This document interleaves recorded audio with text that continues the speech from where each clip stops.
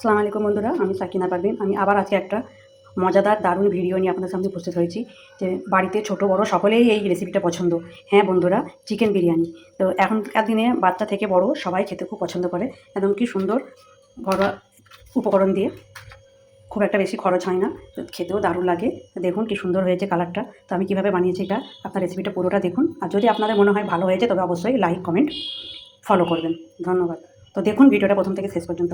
এই যে প্রথমে আমি কিছুটা আলু এরকমভাবে কেটে নিয়েছি। কেটে আমি একটা ডেকচির মধ্যে পানি নিয়ে কিছুটা নুন দেবো পরিমাণ মতো, আর একটু জাফরান দেবো, দিয়ে আমি আলুটা সিদ্ধ করব। আর এদিকে আমি হাঁড়িতে পানি নিয়েছি পরিমাণ মতো। এর মধ্যে আমি পরিমাণ মতো নুন দেবো, দেবো এলাচ, লং, দালচিনি, আর দেবো কয়েকটা তেজপাতা, আর দিয়ে দেবো একটু সাদা তেল। দিয়ে আমি এটা পানিটাকে ফুটতে দেবো। এখানে কিছুটা মাংস নিয়েছি, এর মধ্যে আমি হলুদ নুন দিয়ে মাংসটাকে আমি ম্যারিনেট করে নেবো। মাখিয়ে আমি এটাকে এক সাইডে রেখে দেবো। দিয়ে এদিকে আমি যে কড়াতে তেল গরম করতে দিয়ে দিয়েছি, দিয়ে আমি কিছুটা পেঁয়াজ বেরেস্তা করে ভেজে নেবো। দেখুন এই যে আমার পেঁয়াজগুলো বেরেস্তা হয়ে গেছে। আমি এবারে একে করে এগুলোকে আমি তুলে নেবো। আর এদিকে দেখুন আমার এই যে ভাতটা পানি বসেছিলাম, এই পানিটাও ফুটে গেছে। আমি এর মধ্যে এই যে এখানে আমি চাল ভিজেছিলাম আধ ঘন্টা আগে, এই পানি ঝাড়িয়ে রেখেছি। এবার আমি এর মধ্যে দিয়ে দেবো। এই যে পেঁয়াজগুলো আমার বেরেস্তা গেছে, আমি ভাজা করে তুলে নিয়েছি। এর মধ্যে আমি চিনি ছড়িয়ে দেবো, কালারটা পরে চেঞ্জ হয়ে যাবে। তো এরপরে এদিকে বাকি তেলটাই আমি এখানে একে করে এই মাংসগুলোকে ছেড়ে ভেজে তুলে নেবো। আলু আমার সিদ্ধ হয়ে গেছে। এবার আমি আলুটাকে এক এক করে ছাঁকনির মধ্যে ঢেলে পানিটা ঝাড়িয়ে নেবো। এই যে আমার মাংসগুলো ভাজা হয়ে গেছে, আমি এটা তুলে নেবো। তুলে নিয়ে যে আলু আছে, এবার এই আলুগুলোকে এক এক করে আমি এর মধ্যে দিয়ে ভেজে নেবো। ভাত হয়ে গেছে, আমি এবার একটা চুবির মধ্যে আমি ঢেলে নেবো। ভাজা হয়ে তুলে নিয়ে বাকি তেলটার মধ্যে আমি কিছুটা পেঁয়াজ দিয়ে দিয়েছিলাম। দিয়ে আমি যে আদা রসুনের পেস্ট দিয়ে দেবো। দিয়ে এবার জিরে, ধনে, কাঁচুরি লঙ্কা, শুকনো লঙ্কা, ঝাল, হলুদ সব দিয়ে দিলাম একসঙ্গে। দিয়ে মশলাটাকে কষিয়ে নেবো। এরপরে দেবো একটু মিট মশলা, দিয়ে একটু পানি দিয়ে দেবো।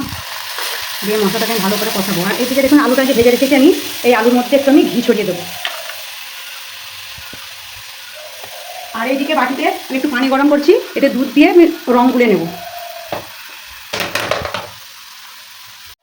এর মধ্যে দেবো কটা তেজপাতা আর কয়েক পিস আলু বখরা। দিয়ে আমি মাংসটা ঢেলে দেবো এর মধ্যে। দিয়ে আমি কষিয়ে পরিমাণ মতো পানি দিয়ে দেবো। এবার আমি গ্যাসে একটা হাঁড়ি বসিয়ে দিয়েছি। তো হাঁড়িটা আমি গ্যাস জ্বালিয়ে গরম করে নিলাম। নিয়ে আমি এর মধ্যে আমি একটু ঘি দিয়ে হাঁড়ির চারি সাইডে আমি এরকম করে ঘুরিয়ে নেবো হাঁড়িটাকে। যখন আমি প্রথমে ভাত দেবো, তো ভাত দিলে দমে চুঁয়ে যাবে না। দেখুন মশলা সব কিছু দিয়ে আমার মশলাতে তেল ছেড়েছে। এই সময় আমি একটু টক দই দিয়ে দেবো।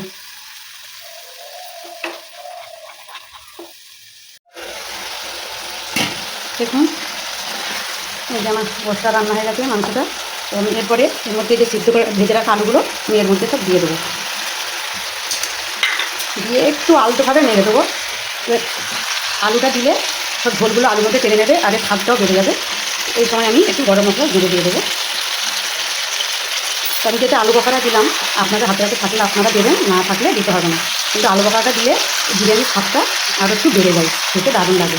তো আমি মাখানো হয়ে গেছে, আমি এবার এটা আমি ঢাকনা চাপাতে রেখে দেবো, সব ঝোলগুলো এর মধ্যে টেনে নেবো। এরপরে আমি প্রথমে কিছুটা ভাত দিয়ে দেবো।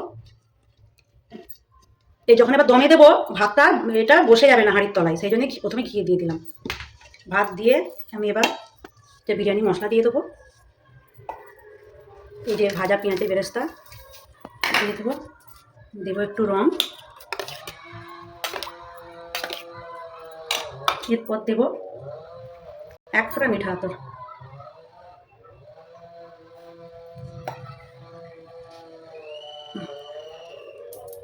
এরপর আমি এই যে মাংসটা দেবো।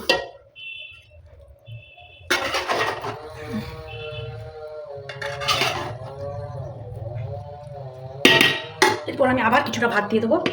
এইভাবেই পুরো সব প্রত্যেকটা লেয়ার এভাবে দিয়ে আমি সাজিয়ে নেব। আমি আবার দ্বিতীয়বার ভাত দিলাম, যা যা প্রথমে দিয়েছিলাম বেরেস্তা, বিরিয়ানির মশলা, রং। এরপর আমি দেবো একটু কেওড়া পানি দিয়ে দেবো। তারপরে আমি যে ঘি দেবো। তারপরে আবার আমি মাংস দেবো, আলু মাংস রান্না তরকারি। দেখুন এই সব কিছু আমার দিয়ে রেডি করা হয়ে গেছে। এবার আমি ঢাকনাটা চাপা দিয়ে এই যেদিকে গ্যাস জ্বেলে দিয়েছি, তো এর মধ্যে আমি এবার বসিয়ে দেবো। আর এই যে খালি গ্যাস থেকে তুলে নিয়েছি, নিয়ে আমি আবার একটা তাওয়া বসিয়েছি। তাওয়ার মধ্যে আমি হাঁড়িটা বসিয়েছি। আমি 10 থেকে 15 মিনিট এরকম দমে থাকবে, তারপরে আমি গ্যাসটা বন্ধ করবো। আর গ্যাস বন্ধ করার 20 মিনিট থেকে আধ ঘন্টা পরে আমি সার্ভ করে দেখাবো। যে বিরিয়ানি রান্না কমপ্লিট, আমি দমে দিয়ে আধ ঘন্টা 15 মিনিট পর বন্ধ করে দিয়েছিলাম, তারপর আধ ঘন্টা পরে আমি সার্ভ বের করছি। ওয়াও, কি সুন্দর দেখুন।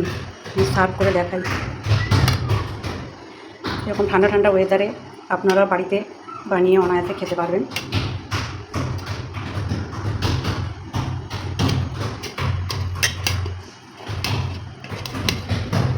এখানে যে বিরিয়ানির কালারটা আবার দেখুন কত সুন্দর, খেতেও দারুণ টেস্টি হবে। তো আপনারা এরকমভাবে বাড়িতে বানিয়ে খাবেন।